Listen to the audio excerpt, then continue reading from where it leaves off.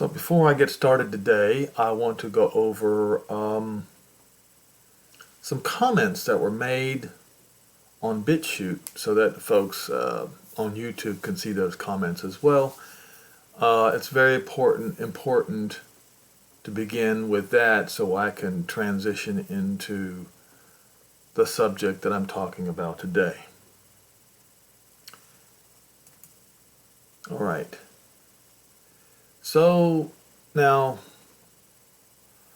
there are some that I have to just go ahead and block because after I know that they have been given the truth and they just constantly mock the truth, I'm just going to remove that from the channel. I'm not going to allow the mocking of the truth to continue from one person over and over and over on the channel. I'll just block the guy. This one right here I'm not blocking because it is a lesson in the truth, and once I finished the argument, he completely stopped, and he may start back up again. I don't know. All right, and his handle is Miss Pistoleros, okay? And it was on the subject of the rotten roots of Protestantism exposed, all right? So he starts off with Israel is the only problem, and then another person pipes up. That's because the people of Israel are not Israelites, they're Asiatic imposters. As for nukes, that's just another one of those, their numerous lies. Now, first of all,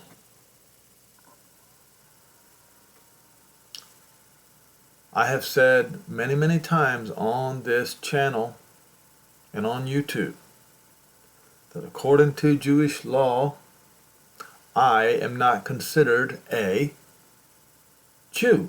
I'm considered a Gentile.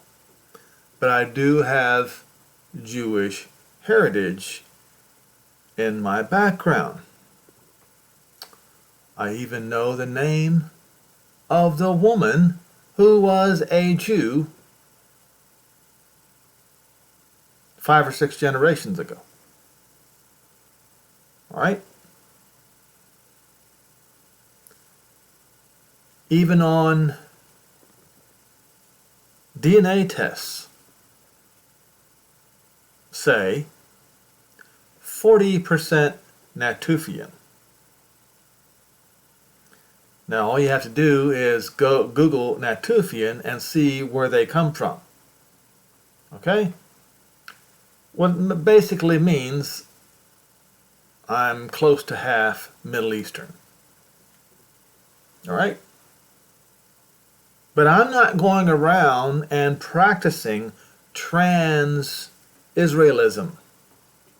You know, kind of like how these people go around, even though they are a man, they call themselves transsexual. There's no such a thing as transsexual.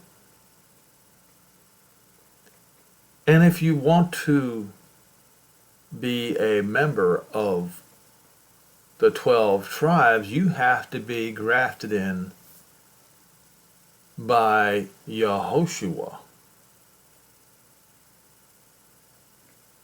the coming Moshiach. That is where my Israelism comes from him. Okay? I don't practice trans-Israelism.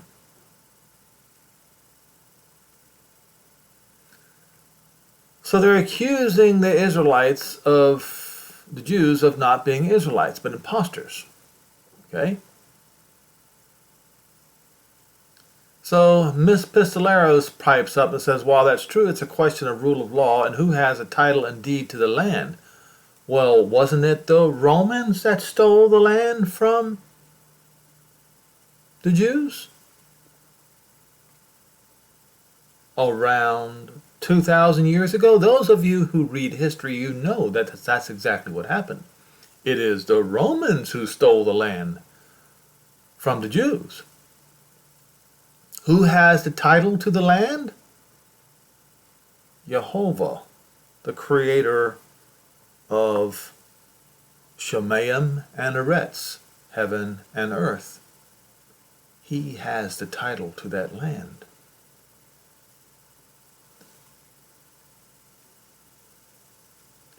And he continues, before the egregious criminal and murderous orgy of ethnic cleansing known as Nakba and tantamount to genocide. But maybe you Gentiles forgot the genocide that was committed against the Jews in Jerusalem nearly 2,000 years ago.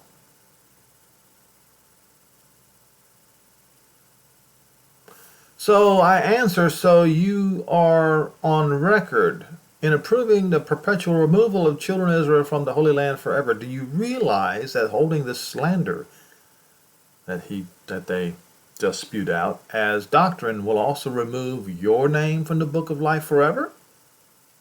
So he goes and says, Mr. Pistolero says, I am descended from the house of David. You can kiss my royal ass. And my answer was, it doesn't matter whose house you are from, because you will be judged according to your own words. Even if you were as you claim, you would be considered a capo. Now go and learn what that means.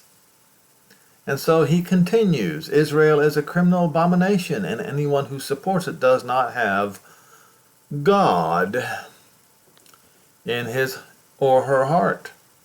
And so my answer was, God is Galt, the national idol of the Celts and the Ottomans. That would be the Germans, the Celts and the Germans. This national idol has nothing to do with Jehovah Elohim of Israel, as I will point out very shortly. Absolutely nothing to do. God is not the Elohim of Israel. Never was and never will be. I will show it to you in Acts 17 in just a minute. Jeremiah 46:28. Fear not, O Yaakov, my servant, says Jehovah, for I am with you. I will make a full end of all the goyim where I have driven you, but will not make a full end of you, Israel, but correct you in measure. Checkmate. He wasn't done. The Hebrews were invading Asiatic thugs with Aryan weapons. Jacob was Pharaoh Jochebed. No, was not. One of the usurping Hebrew Hyksos pharaohs. Get a grip. Real history is more interesting. Israel has no legitimacy in Palestine. So, as I pointed out before, Palestine is a curse. The name is a curse. Palestine the name came from the Roman emperor, I can't remember what his name is, the one who tried to wipe the name of Jerusalem and Israel from the vocabulary of all men forever and ever. Okay? The name will probably come to me in just a minute. I'm not going to go search for the name, but he came about 150 years or so after Vespasian had his son Titus destroy Jerusalem. All right? And I answered, hoping Israel would just go away will not work. Your people on multiple occasions tried to exterminate us. Yes, I say us, because I stand with the Jews. That's why I wear this. They are my mishpacha. They are my family. They are my brothers and sisters. Even though they might not know me. Unfortunately for your people, the Gentiles, the favor will be returned by double.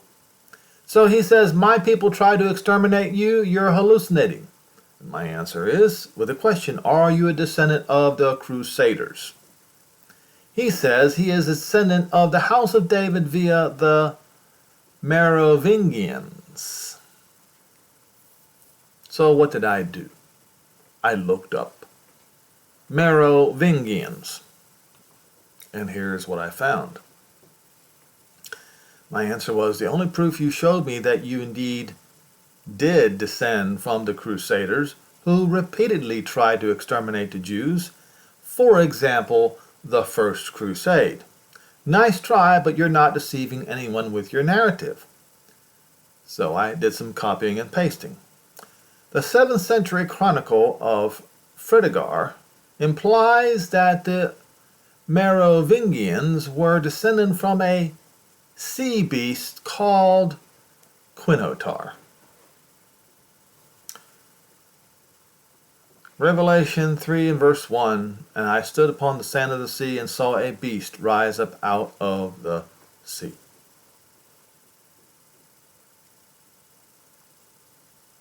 Now the Quinotar is a slightly different beast, but a beast that rises out of the sea, just like the beast that rises out of the sea here in Revelation 13:1.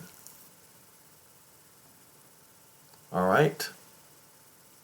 I quoted Revelation 13 verse 1. I stood upon the sand of the sea and had saw a beast rise up out of the sea, having 7 heads and 10 horns. Upon his 10 horns, 10 crowns, and upon his heads the names of blasphemy. That's right. By your own words and history, your ancestors come from the blasphemous sea beast of Revelation 13:1, Quinotar. That's more proof that your ancestors lie about their heritage and did worship at the synagogue of Satan. All right. You can Google Quinotar. You'll see what it looks like. It's a sea beast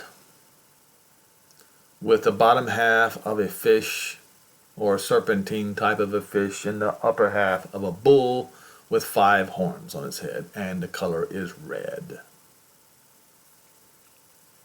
Just like the dragon himself. And that stopped him dead in his tracks. He thought he could be trans-Israel and then spew hatred at the people of Israel. I warned him about being a capo. What does that mean? A traitor. In the Shoah, there were some capos, traitors, who carried out the orders of their Nazi overlords. When the Americans freed the Jews in one particular concentration camp, the Jews grabbed any weapon that they could find and killed the capos along with the Nazi overlords, not showing any difference between the two.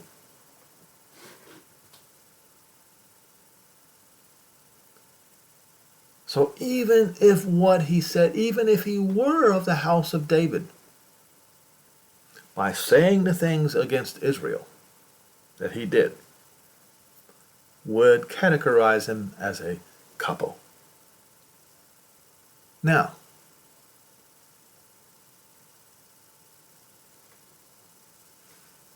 let's go to Acts 17.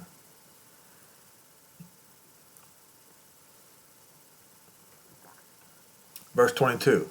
Paul stood in the midst of Areospagos, in English Mars Hill, and say, you men of Athens, I perceive in every way you are fearful of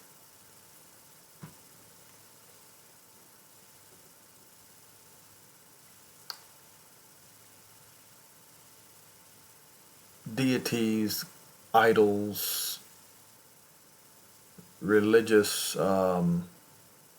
artifacts, superstitious, because I passed by and I looked at your devotions, your objects of worship. I looked at your objects of worship. I found an altar with this inscription: to the unknown. Not Theos, but Elohim. Which they may have wrote on there, Theos. But unknown, what does that mean? That means the Greeks do not have a name for him. Never did.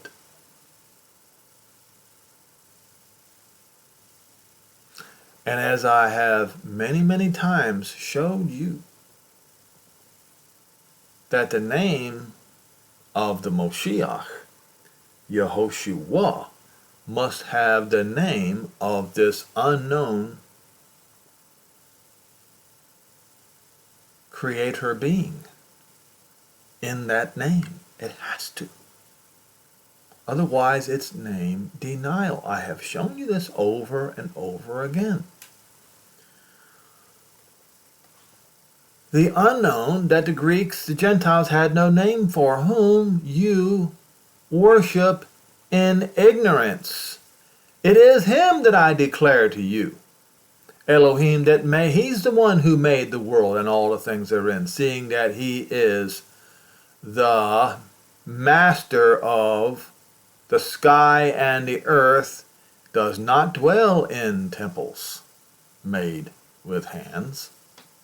Neither is worship with men's hands, as though he needed anything, seeing he gives to everyone life and breath and everything that you have.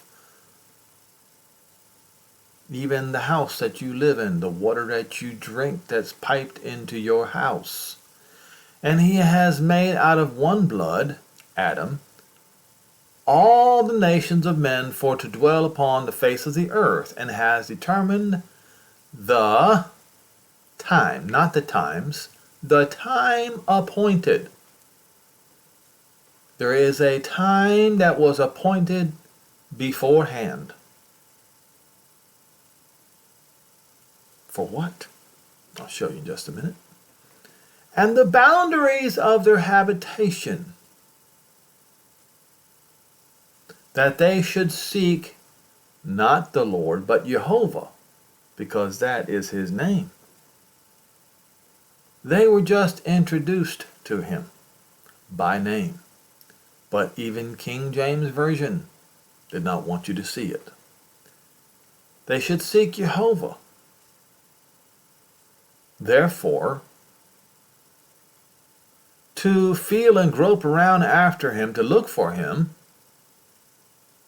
is kind of silly, because he is not far away from every one of us. For because of him we are alive. And we move and exist.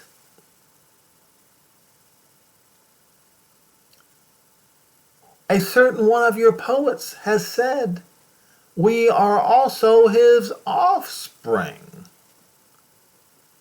Now, if we are the offspring of not God, but Jehovah, we ought not to think that that which is him is like unto gold or silver or stone or graven by art or man's devices, like you Christians do in your churches to this day with your graven image. Now beforehand, the times of this was ignored. Jehovah overlooked it, but now commands every man everywhere to change. Change. You've got to change. He's not changing his name for you. No, no, no. You must change. You must change.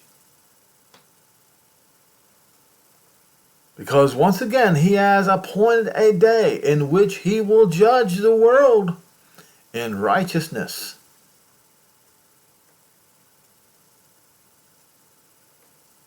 By man whom he has ordained to present assurance to all men, and will raise them up from the dead.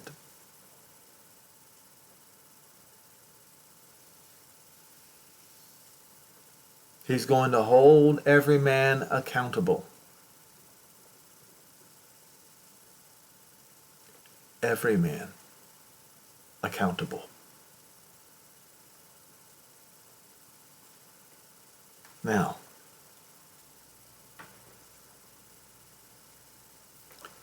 you just learned that the Gentiles had no name for him. You must change. You must change. Not him. He's not changing his name for you.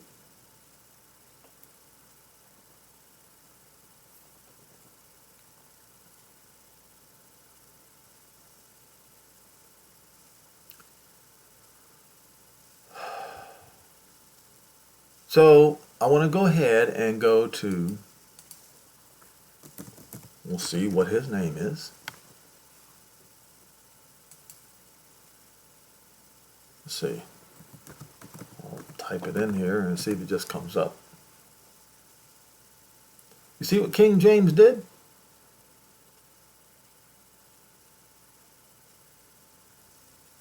Now, if I type in the Lord,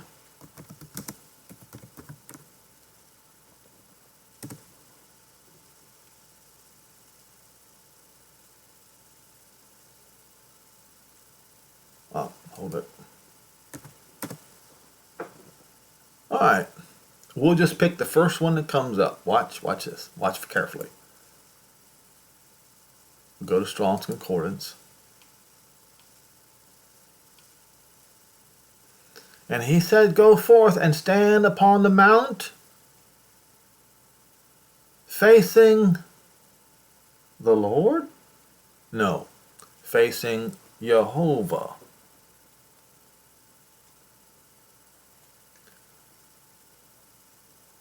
Who must change again? What did we just learn? Every man. No matter what your nationality is, you have to change. You can't call him the unknown whatever anymore. You have to, out of your mouth must come the truth. You know what his name is now. His name is not the Lord. His name is Jehovah. Okay?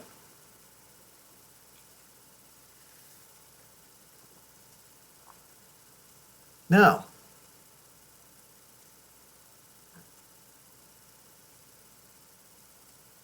his son has his own name because his own son came from his own body.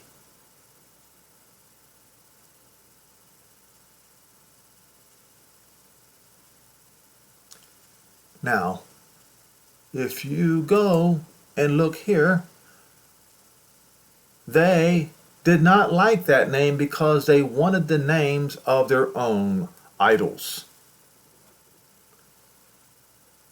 But you see, since the Greeks had no name for Jehovah, that name could never be transliterated. And as you see right here, Yehoshua clearly means not Yahweh, but Jehovah is salvation. So the name of Jehovah is literally in the Moshiach's name. All right? Therefore, that name cannot be transliterated either. Can't be done. Why? Because that name does not exist in the Greek lexicon. But what did they do? Did they change their way to bring this new name into their lexicon? No, they did not. What they did is they tried to transliterate. You can't transliterate that name. It is impossible. I just showed it to you. It's impossible. Now, what does transliteration mean? It is the process of transferring a word from the alphabet of one language to another. If you were going to actually transfer a word from one language to another, you would have to, in Greek, say the name Jehovah and Yehoshua. I hope this is making sense to you. The process of transferring a word from the alphabet of one language to another. Transliteration helps people pronounce words and names. But we saw what they did. We saw what they did here in Strong's Concordance. Is this really then transliteration? They don't even know the name. They don't even know the definition of the word transliteration. Sometimes they use it correctly and sometimes they don't. But I just proved to you that you cannot make any name within the Greek language, which with Iesous is clearly beforehand a name in the Greek language. You cannot replace the name Yehoshua with Iesous. Why? Because they never had the name of Jehovah in the Greek language to begin with. I just proved that to you. Checkmate. You can't use, therefore, the name Iesous or Jesus or Jesus. Can't use it. Remember what we just read.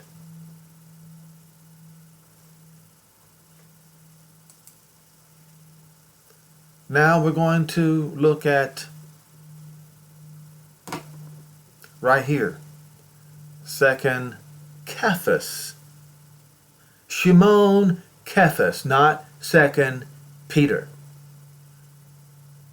There were false teachers among the people of Israel, like Korah, like Ahab's false prophets. Even as there shall be false teachers among you who will introduce new names and damnable heresies or opinions or choices that cannot be made, denying the one who bought them. How do you deny? You deny the name.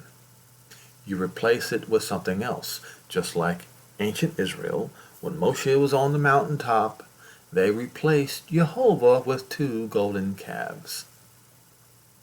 That's what they did. And that's what you Christians have done.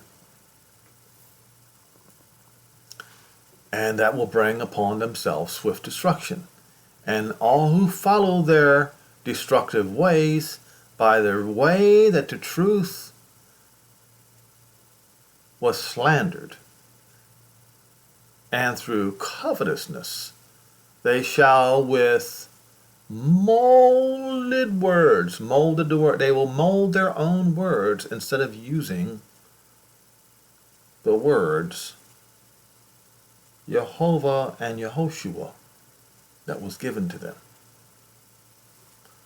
And they will do that to make merchandise out of you, take money from you. And their judgment for a long time, idols not. And their destruction slumbers not. Because if Jehovah did not spare the messenger that sinned, but cast him down to under the ground, under the Euphrates River, and delivered them into the chains of darkness to be reserved unto judgment, and spared not the old world of Noah, but saved Noah, the eighth person, a preacher of righteousness, bringing in the flood upon the world of the unrighteous, and then turned the cities of Sodom and Gomorrah into ashes, condemning them with an overflow, overthrowing, making them an example to those who come later that should live unrighteously. And we are witnessing right now the end of Western civilization. It is right dead ahead. It is right in front of each and every one of you. And I'm not going to sit here and claim that this event won't kill me. I do not know that. But if it does, I know I'm going to be raised from the dead and to be held accountable for my beliefs. I know this. Which is why I'm openly telling the whole world what I believe, sharing with you. It can be as a tool of teaching, or it can be a witness against you. Oh, I didn't know, nobody told me. When those before the flood are going to be raised up, you know what's going to be told them? You know what's going to be told to them? Yeah, but Noah told you. Noah said it. Noah said it. He told you. That's what is going to be told to that generation. When Sodom and Gomorrah is raised from the dead,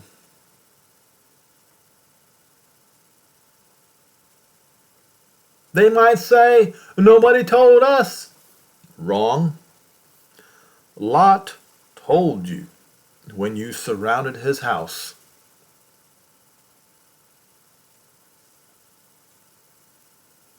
Lot warned you, but you did not listen. Now, I am not going to be accused of knowing what Lot knew, knowing what Noah knew, and to be silent. I could never allow that to be placed upon my reputation.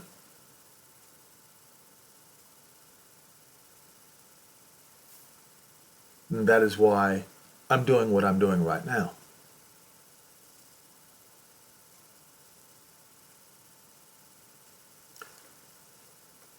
He delivered righteous Lot,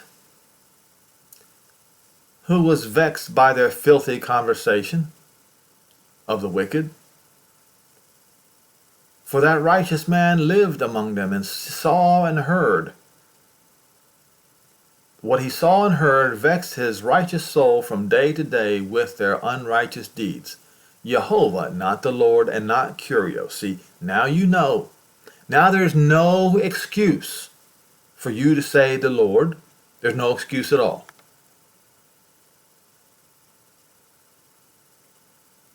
The name is not hard, not difficult. He has not changed. You must change. And he knows how to deliver the righteous from a trial, and to reserve the unrighteous to the day of judgment. What's going to happen on the day of judgment to the righteous? To be punished.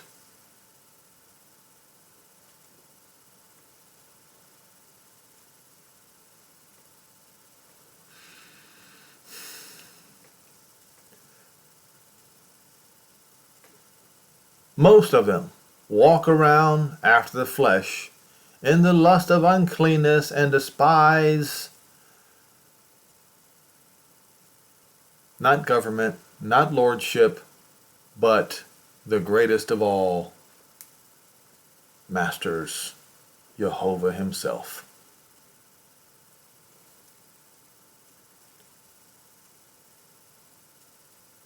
Daring and bold, they say, they utter such horrific nonsense as we just witnessed.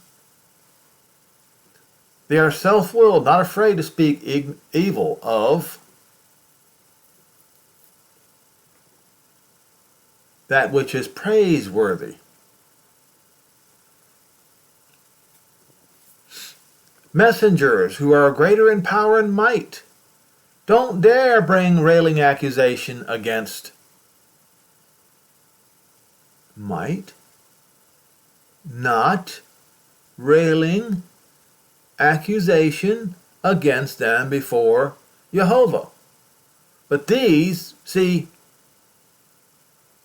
you saw what these people do, what they say. They bring railing accusations, falsely accusing the Jews, when they themselves are the ones who are guilty. You just saw it. They are natural brute beasts, made to be taken and destroyed. They speak evil of things that they understand not. And we just witnessed it. And they will utterly perish in their own corruption. They shall receive the reward of unrighteousness. They count it pleasure to live softly, not riot, to live luxuriously in their gated communities, eating the finest of cuisine. And what is interesting is how I've learned some of these things by my own difficulties. Because of my health, I have to eat like a poor beggar. I do. I'm not kidding.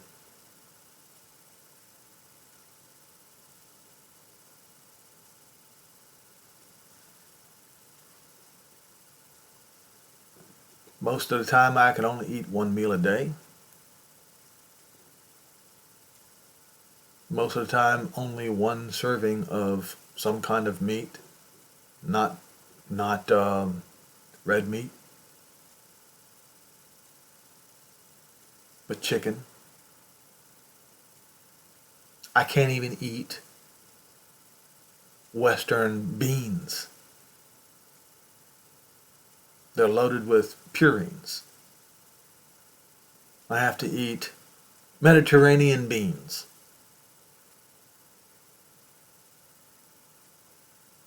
There are very few things that I can eat and get away with it.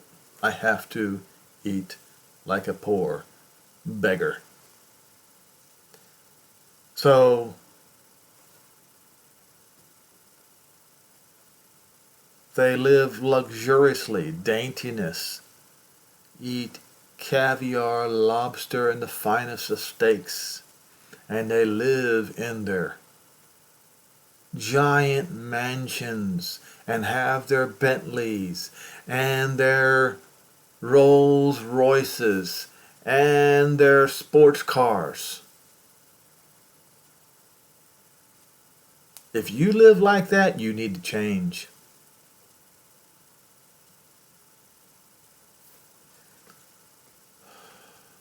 luxuriously all day long. They are spots, they are blemishes. They revel in their own deceit, as we just saw.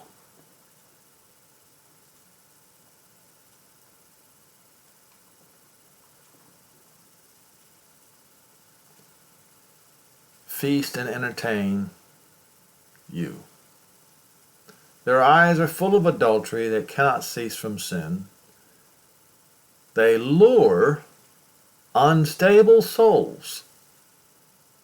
You see that on YouTube a lot. A heart they have exercised with covetous practices. Preachers do this. They want your money.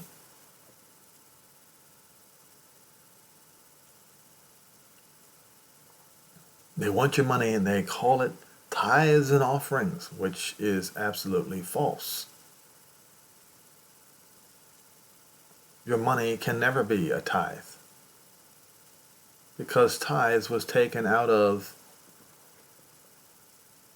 that which grew out of the ground or of the flock. With covetous practices, they are cursed. They're cursed. They forsook the right way, and they went astray, following the way of Balaam. Money grubbing, the son of Bozor, who loved the wages of unrighteousness. And you will see this even on the manosphere today. They pretend.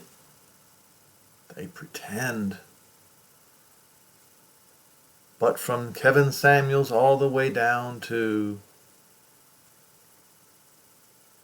all the rest of them, it was all about the money. It was only about the money. And now they're having a circular firing squad shooting at each other.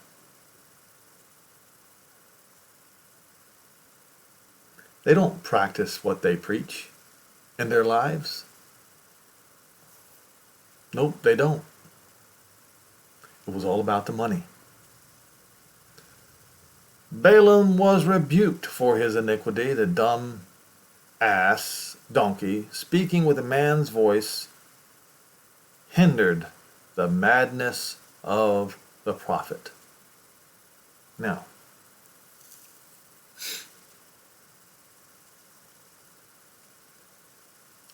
if you don't believe we are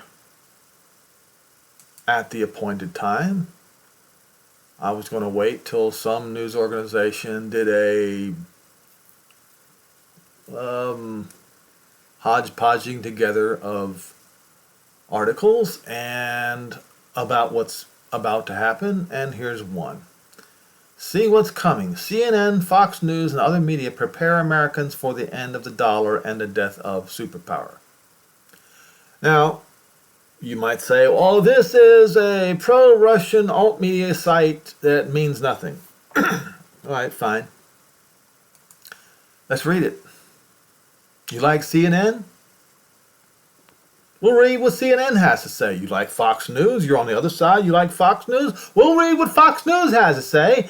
And you will notice that it's the same thing. You see. Absolute confirmation for War News 24/7, CNN, Fox News, and ABC News are warning the American people to prepare for the possible elimination of the dollar as the world's reserve currency. CNN's GPS host, Fareed Zakaria, on Sunday claimed that Biden's tooling of the dollar against Russia, combined with America's bad geopolitical moves, threatens to dethrone the U.S. from the global reserve status. And you know what's going to happen when the U.S. is dethroned from the global reserve status. The whole house of cards is going to come crashing to the ground. Now, of course, the U.S. and Europe are going to try to stop this, but it can't be stopped because we just read about the appointed time. Now remember, I just told you that I don't know if I'm going to survive that appointed time. But if I don't, I know that I will be raised from the dead and will have to answer for my deeds and the words that came out of my mouth. And that's the reason why these words are coming out of my mouth. Washington's instrumentalization of the dollar over the past decade has led many major countries to look for ways to make sure they don't become the next Russia. Zakaria said, adding that other countries are trying to avoid the SWIFT system and seek refuge in their yuan, China. For his part, economist Peter Schiff explains that America is at the risk of losing its superpower status given its current geopolitical and economic trajectory. The days of the Petro Dollar are numbered, he tweeted on Monday in response to Saudi Arabia's recent announcement that it would invest in Chinese oil refineries. Not only is the Petro Dollar days are numbered, it is over. I've said that for months. The petrodollar is finished. And many other people have said that too. But what are you going to do about it?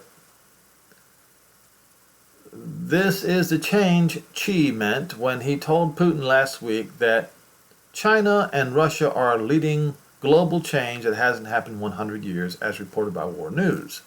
So here is Fareed Zakaria.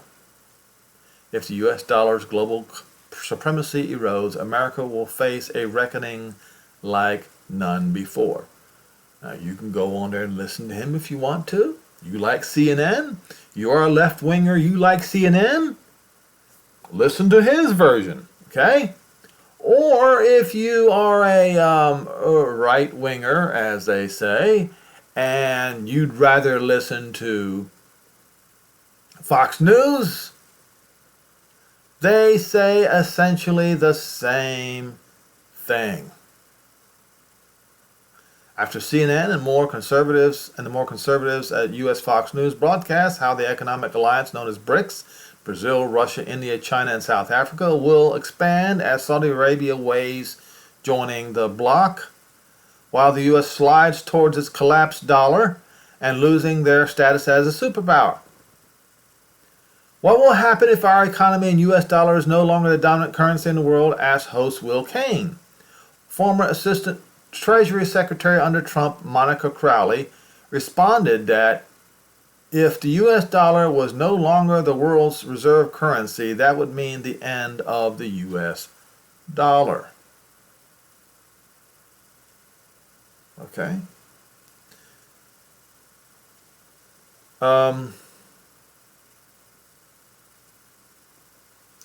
I guess it's time to break out Revelation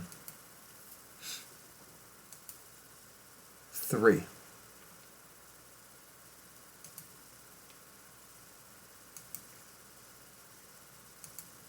The world that we live in.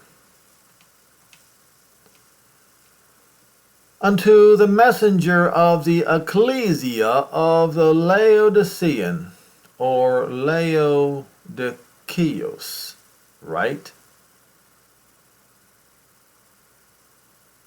This says truly the faithful and true witness, the beginning of the creation. In other words, the preordained creation of not God, not Theos, but Jehovah. Preordained. After Eve gave Adam of the forbidden fruit, words were said.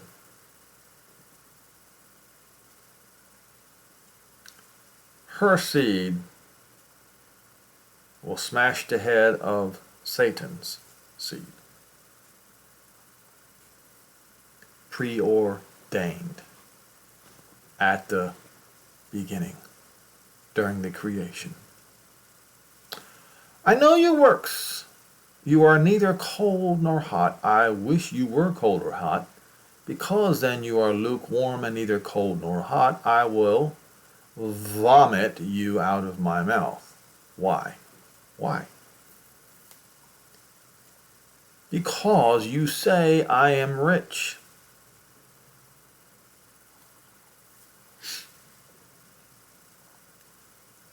I am rich and need nothing.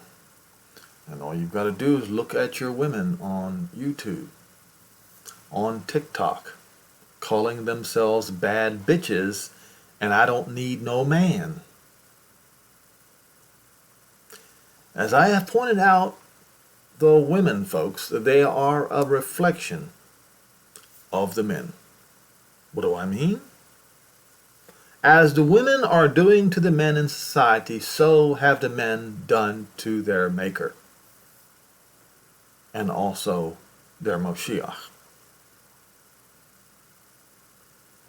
Therefore, women are a reflection of men.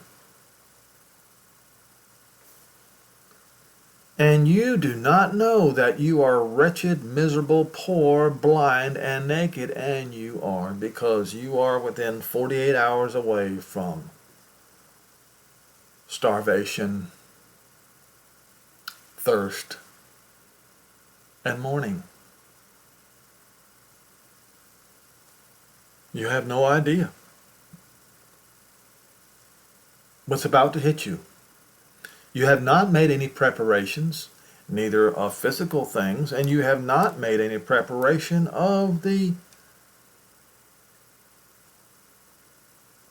righteous things, the intangibles.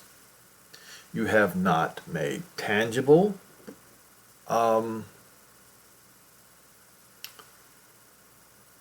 preparations, and you have not made the intangible preparations. So you are wretched, miserable, poor, blind, and naked. Yes, the Petro Dollar has failed. You just don't realize it yet. I counsel you to buy of me gold tried in the fire. All right. It says in Haggai 2, in the beginning of the chapter, that all the silver and all the gold are going to come to Jerusalem. So how are you going to buy from the Moshiach gold?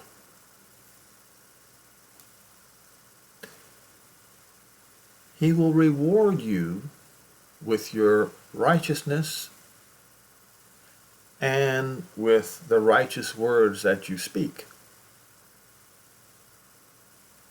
He will give you glory and honor. This is what he's talking about. But in order to speak and do righteously in this world, you cannot live like a rich man, and you cannot be loved by this world.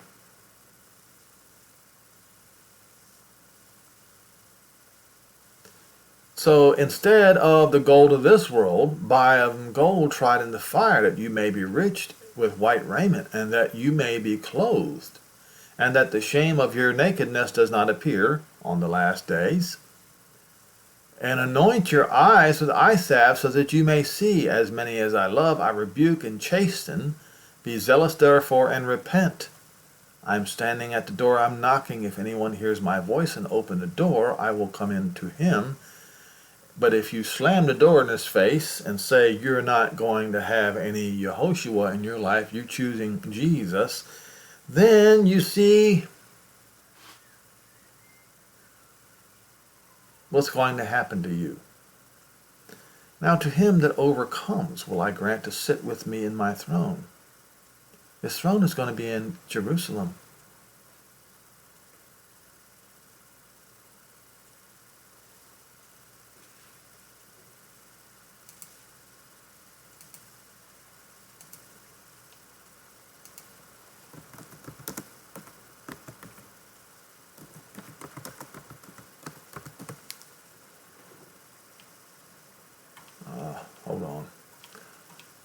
What did this thing do?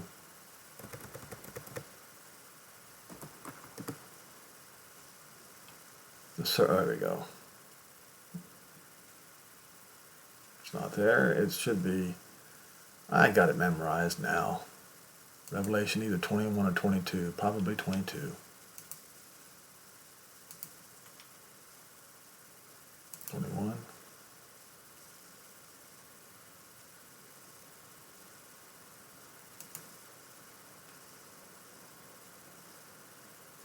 It is right here. And there came unto me one of the 7 messengers who had the 7 vials of the 7 last plagues, and talked with me, and saying, Come here, and I will show you the bride, the Lamb's wife. And his name, it's not God, folks, you just learned this. And he carried me away into the Spirit, into a great and high mountain, and showed me a great city, the holy Jerusalem, descending, coming out of the sky. So you're not going to go to heaven. The new Jerusalem is going to come down to the earth. That means Yehoshua is going to be on the earth and not in heaven. You folks who think you're going to go to heaven, I don't know where you think you're going to go. Coming down, descending. Isn't what that word means? Doesn't it mean descend? Doesn't it mean come down? And not going up? Descending.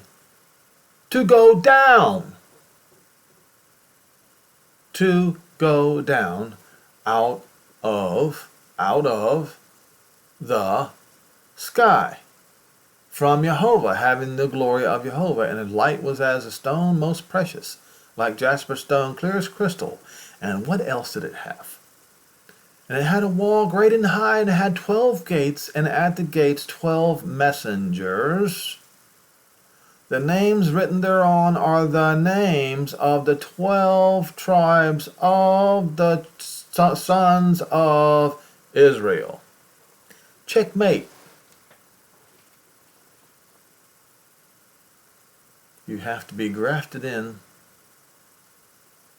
to one of the branches, one of the tribes of Israel, if you want to enter as an inheritor. There's no way of getting around it. You can sit there and mock and do all those things you want to. They did it in the days of Noah. They did it in the days of Lot. And you're doing it today. The outcome is not going to change. In order for the outcome to change, you have to change. But the outcome for the world is not going to change. You have to do the changing. So, you change. Stop calling him by this idolatrous name. Stop denying the name Yehoshua as the vast majority of the world does. Stop it. What else can I say to you? How else can I convince you? There's going to come a point in time when the talking is going to stop. And the great tribulation upon the Gentiles commences. And don't say nobody told you. Somebody did tell you.